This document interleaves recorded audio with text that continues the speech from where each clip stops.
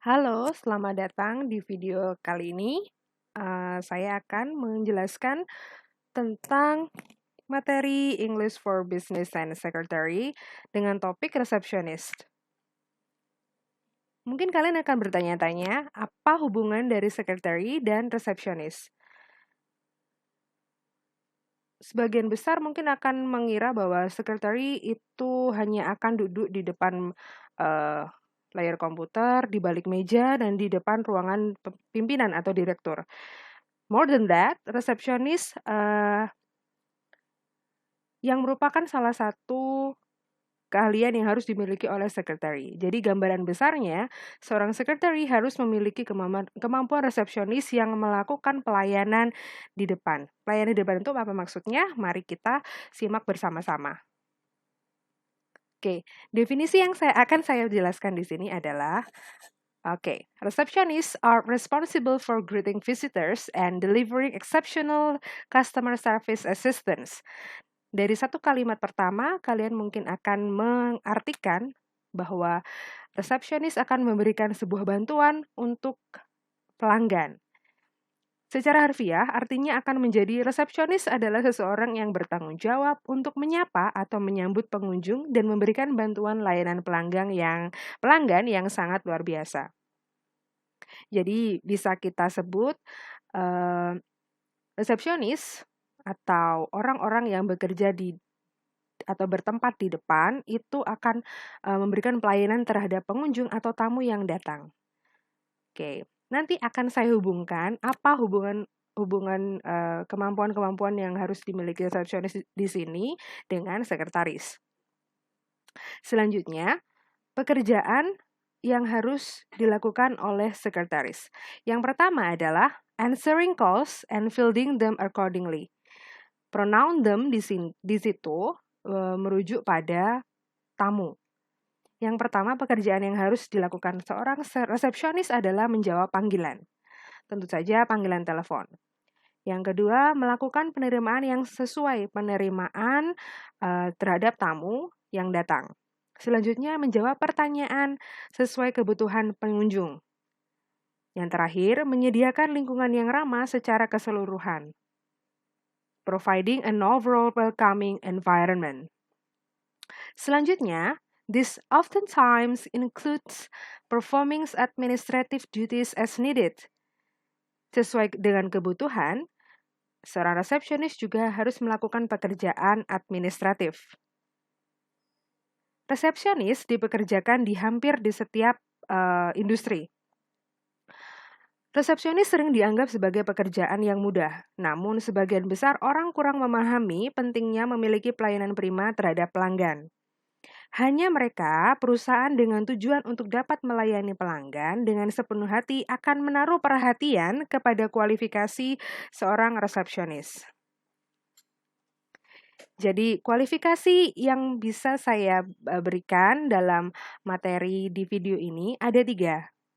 Jadi, kualifikasi yang harus dipenuhi secara pendidikan itu minimal diploma 3 atau strata 1. Jika memungkinkan harus sejurus dengan kebutuhan resepsionis atau sekretaris. Biasanya yang bisa menduduki posisi resepsionis mereka yang sudah dilatih atau familiar dengan penerimaan tamu. Bisa jadi dari diploma pariwisata atau diploma perhotelan. Selanjutnya, mental. Mental di sini berkaitan dengan bagaimana seorang resepsionis atau sekretaris mampu menangani tamu atau pelanggan yang datang dengan karakteristik yang berbeda-beda. Karakteristik bisa jadi mudah untuk dilayani atau sulit untuk dilayani. Jadi, resepsionis harus siap dengan segala kemungkinan pengunjung yang datang. Selanjutnya, komunikasi. Seorang resepsionis juga harus memiliki kemampuan komunikasi yang mumpuni, yang baik, yang bisa menyesuaikan komunikasi apapun dengan range usia berapapun. Salary atau gaji yang ditawarkan untuk profesi sekretaris biasanya paling rendah itu 2 juta, paling tinggi 5 juta. 2 until 5 millions.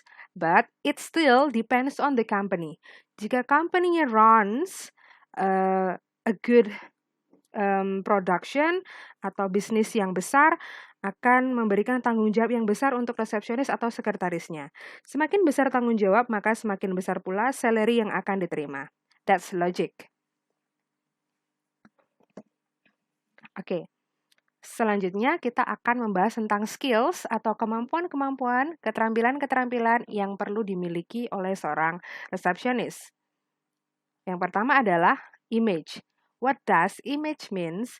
Jadi image di sini adalah tentang bagaimana seorang resepsionis mampu memberikan branding yang baik kepada pengunjung atau tamu tentang perusahaan mereka. Jadi seorang resepsionis harus bisa membangun image yang baik terhadap pelanggan.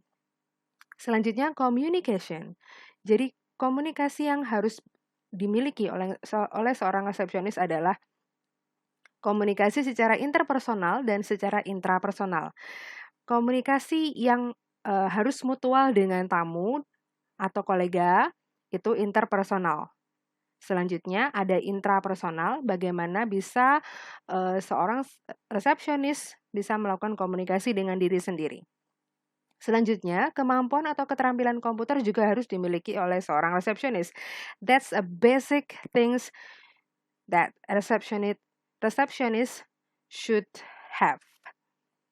Jadi, kemampuan komputer itu sudah barang atau hal yang lumrah yang sudah umum dimiliki oleh seorang resepsionis. Maka dari itu, kalau kemampuan dasar saja sudah komputer, berarti teman-teman harus bisa mengembangkan kemampuan yang lain. Selanjutnya adalah warmth atau kehangatan. Nah, ini berkaitan dengan personality atau karakteristik masing-masing individu. Jadi, jika di dalam hati seseorang itu memiliki kehangatan, ketulusan, maka bekerja juga akan lebih santai, rileks, dan bisa total. Begitu ya. Oke. Video ini juga mengarah pada beberapa video di dalam channel YouTube ini.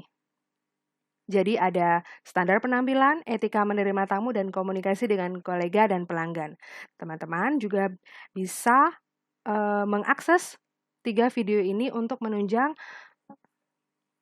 pemahaman tentang seorang resepsionis. Begitu ya. Baik, kembali lagi ke topik pembahasan kita yang di awal. Apa sih hubungannya resepsionis dengan sekretari? Jadi, ketika kita bekerja sebagai sekretaris, maka ada hal yang perlu teman-teman pahami bahwa skill seorang resepsionis itu juga perlu dimiliki oleh seorang sekretari.